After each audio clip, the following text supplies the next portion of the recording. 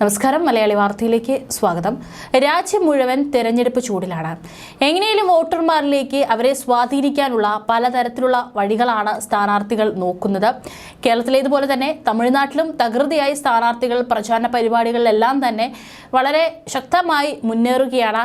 ഈ ഒരു സാഹചര്യത്തിലാണ് തമിഴ്നാട്ടിൽ നിന്ന് ഒരു വാർത്ത, അതായത് NDA സ്ഥാനാർത്ഥി വിജയിക്കുമെന്ന് തത്തകൾ പ്രവചിച്ചു. ഇപ്പോൾ ആ തത്തകളെ തമിഴ്നാട് സർക്കാരാണ് കണ്ടുകെട്ടിയിരിക്കുന്നത്. വളരെ രസകരമായിട്ടുള്ള ഒരു വാർത്തയാണ് ഈ ഒരു തെരഞ്ഞെടുപ്പ് സമയത്ത് വരുന്നത്. അതായത് കിളികളെ ഉപയോഗിച്ച് ഫലപ്രവചനം നടത്തിയതിൻ്റെ പേരിലാണ് കടലൂരിൽ അറസ്റ്റ് ചെയ്ത 2 തത്ത ജ്യോതിഷികളെയും തമിഴ്നാട് വനംവകുപ്പ് ഇപ്പോൾ വിട്ടയച്ചു. ആദ്യം അവരെ അറസ്റ്റ് ചെയ്തു, പിന്നീടാണ് ഇവരെ വിട്ടയച്ചിരിക്കുന്നത്.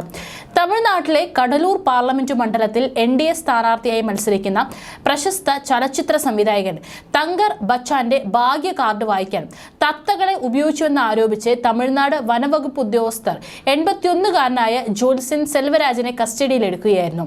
കൂടാതെ 2 തത്തകളടങ്ങിയ ഇയാളുടെ കൂടും പിടിച്ചെടുത്തു. കടലൂരിനടുത്ത് തെന്നപ്പാക്കത്തുള്ള അഴകുമുത്തു അയ്യനാർ ക്ഷേത്രം സന്ദർശിച്ച അദ്ദേഹവും അനുയായികളും ഒരു തണൽ മരത്തിന്റെ ചുവട്ടിലേക്ക് നീങ്ങി. അപ്പോൾ അവിടെ ഉണ്ടായിരുന്ന ഒരു തത്ത ജ്യോത്സ്യൻ സെൽവരാജ് തങ്കർ ബച്ചാനോട് തന്റെ തത്തയെ കൊണ്ട് ഒരു കാർഡ് എടുപ്പിക്കാൻ ആവശ്യപ്പെട്ടു. അത് സംബന്ധിച്ച അദ്ദേഹം അവിടെ ഇരുന്ന തത്ത ഭാഗ്യം പറയുന്നത് കേട്ടു.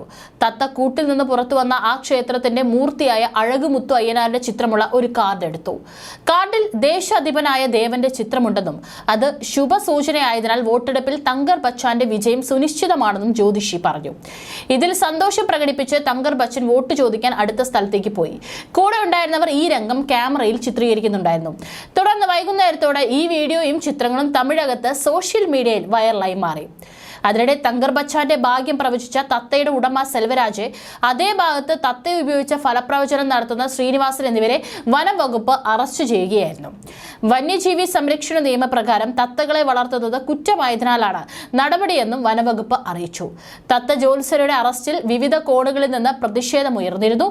ഇത് DMK സർക്കാരിന്റെ പ്രതികാര നടപടിയാണെന്നും തങ്കർ ബച്ചാൻ വിജയിക്കുമെന്ന കിളി ജ്യോതിഷിയുടെ പ്രവചനം പോലും DMKക്ക് താങ്ങാനാകുന്നില്ലെന്നും PMK നേതാവ് അൻപുമണി രാമദോസ് പറഞ്ഞു. പ്രതിഷേധം പടർന്ന സാഹചര്യത്തിൽ തങ്കർ ബച്ചാന് വേണ്ടി തത്ത ജ്യോതിഷം നോക്കിയ ജ്യോതിഷികളായ സെൽവരാജ്, ശ്രീനിവാസൻ എന്നിവരെ വനവകുപ്പ് വിട്ടയക്കാൻ തീരുമാനിച്ചു.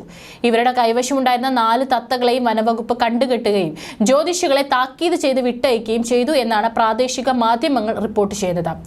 1972 വന്യജീവി സംരക്ഷണ നിയമത്തിന്റെ സെക്ഷൻ 4 പ്രകാരം തത്തകളെ പിടികൂടുകയോ സൂക്ഷിക്കുകയോ വിൽക്കുകയോ ചെയ്യുന്നത് ശിക്ഷാർഹമായ കുറ്റമാണെന്നും ഉപഭോക്താക്കളെ ആകർഷിക്കുന്നതിനും അവരുടെ ഭാഗ്യം പ്രവചിക്കുന്നതിനും പക്ഷിയെ ഉപയോഗിച്ചതിനെ ജ്യോതിഷിയിൽ നിന്ന് പിഴ ചുമത്തുമെന്നും വനവകുപ്പ് ഉദ്യോഗസ്ഥർ പറഞ്ഞു.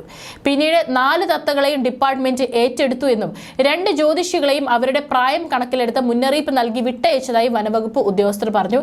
ഏതായാലും തത്തകളെയും അതുപോലെ തന്നെ തത്തകളുടെ കൂടെ ഉണ്ടായിരുന്ന ജ്യോതിഷിയെയും അറസ്റ്റ് ചെയ്തതാണ് ഇപ്പോൾ തമിഴ്നാട്ടിൽ ഒരു രാഷ്ട്രീയ കോളിളക്കത്തിന് തന്നെ സാധ്യത ഉണ്ടാക്കിയിരിക്കുന്നത്.